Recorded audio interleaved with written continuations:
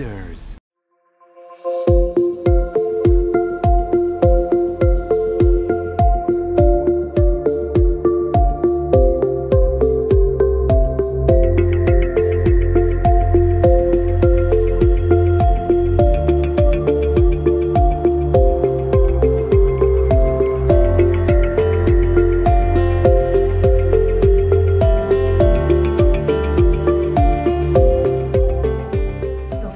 Thank you for having us. Thank you for this opportunity.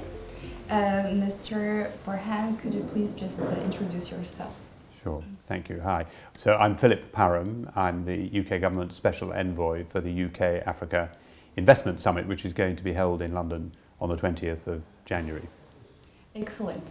Why the summit? Why now? The summit grew out of a visit to Africa, a number of African countries, which our former Prime Minister Theresa May made in 2018.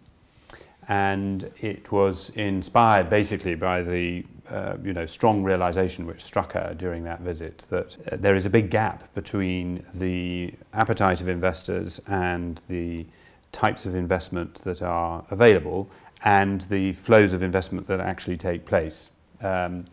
So in Africa, there are 8 of the 15 fastest growing economies in the world, but only 4% of foreign direct investment in the world flows into Africa. So we want to try to close that gap. And although, obviously Theresa May is no longer Prime Minister, Boris Johnson, the Prime Minister, just in the last 24 hours, re-elected as Prime Minister, is very committed to this enterprise and to what the Investment Summit is about. We want the Investment Summit to make a real difference, a real impact over time to the flows of investment, and not just to the quantity of investment flowing into Africa from the UK, but also to the quality of investment. We're just wondering how this forum can be different from the previous one, like the China Forum, yes. the Japan, Russia, all Sure. these forums. Sure. Perfectly reasonable question. And I think the key part of the answer is in the ingredients which the UK particularly is able to bring to this challenge. First of all, we have the City of London, which is arguably the world's biggest, most important international financial centre. And it's not just the source of significant amounts of investment, although not a lot of it is going to Africa at the moment, but it's not only the source of significant amounts of investment, it is also at the cutting edge of excellence and of innovation in financial services.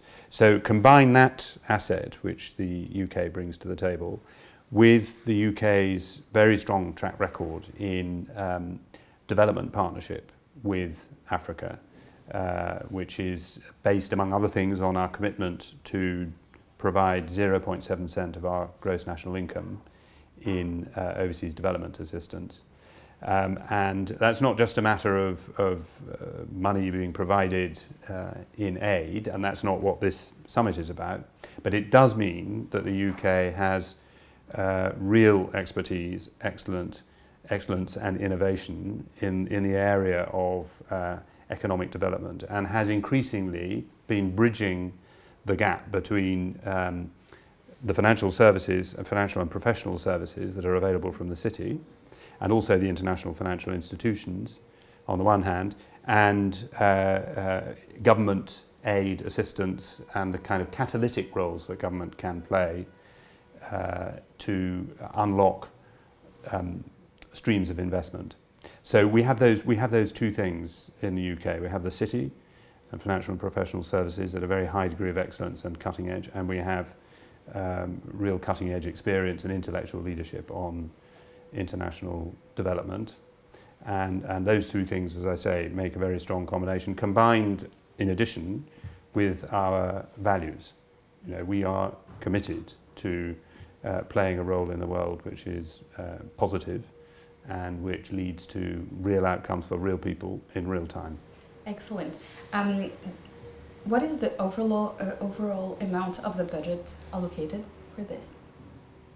For the summit itself, I mean, I'm not sure whether you mean for the cost of staging the summit. I mean, to be honest, I don't have the specific figure for the cost of the summit itself, but I don't think that's really the important point of interest for our African partners, for example. I mean, what is of interest is the kind of things that I've just described that we will bring to the table. New structures, new facilities to drive new flows of higher quality investment, including, for example, impact investment. Investment where the investors are not just interested in a financial return, but are interested in the social and economic impact which the investment will have. Okay, so it's more knowledge than financial, is it? Well, the UK, as I said, is committed to the 0.7% target. That is, we, unlike the rest of the G20, I have to say, commit and continue to commit 0.7% of our gross national income to overseas development assistance. So we make a very significant financial contribution, and including, as I've said, increasingly in relation to collaboration with the financial services sector and professional services sector, to create new flows of private finance. So this is not just about flows of government finance, but private finance. Okay. Is there any priority sectors for you? Well, of course, the African participants themselves will also decide what they particularly want to focus on, but I think we are likely to see certainly focus on sustainable finance, on how we create those additional flows and higher quality flows of investment, but also on sectors where there is significant prospect for growth in many African markets. So agribusiness, renewables, infrastructure, and manufacturing, and of course tech is also a key element of the picture, which I think will cut across all those things. And what we want to achieve is new partnerships, between African partners and British partners, which will lead to the creation and sustainment of jobs. And I think employment for youth will be one key theme running through the summit. But we also want British businesses to come away from the summit with a much clearer understanding of what the opportunities are in Africa and how the preconceptions which tend to inhibit some investors can be addressed and can be overcome. And we also want the African businesses and African governments to come away with a much clearer understanding of the potential sources, structures, types of investment and finance which can be unlocked from the UK. And if we do all those things, we'll be talking about a real long-term impact. But we're very clear that this, this event is just a start, and it's a start of a process which is going to go on over years. Okay. You talked about partnership between UK and Africa, but do you think there is a way to have a partnership between Africa country, let's say Tunisia and Algeria or Morocco, with the UK? Is that a possibility? Yeah, of course. There are many different permutations in different sectors and for different purposes. No question about that. And of course, the economic integration on the African continent is a key part, I think, of encouraging investors, including British investors. If the continental free trade area, as it is developed, I think is going to bring very significant opportunities. And if investors see those opportunities and invest accordingly, that will help to realise the prize which is there for the taking. Okay. My last question is, do you think there is a possibility, let's say, for a Tunisian company to set up in London, in the UK?